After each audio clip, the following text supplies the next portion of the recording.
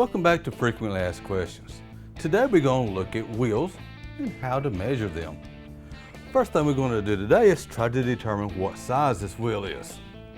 We'll lay it down and we will measure the distance from outside to outside and then deduct a 1/2 inch for the lip.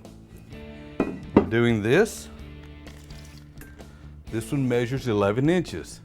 We take a 1/2 inch for the lip, so we know this is a 10-inch wheel. Next, we want to know the width. We'll measure from inside lip to inside lip. That's where the tire is actually going to seat.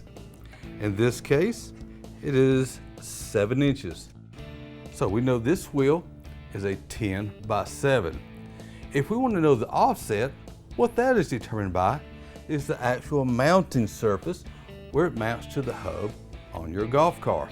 Well, how we'll measure that is turn it upside down. We'll get a flat bar and lay it across to get a good level measurement.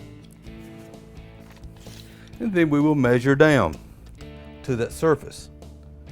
This one measures 3.5.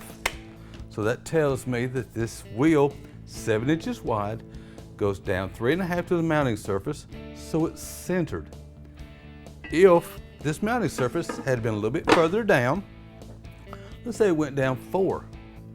With a 7-inch wide wheel, it goes down 4 inches, that leaves 3 inches. So that would have meant this is a 3 by 4 offset. Thanks for watching. We'll see you next time.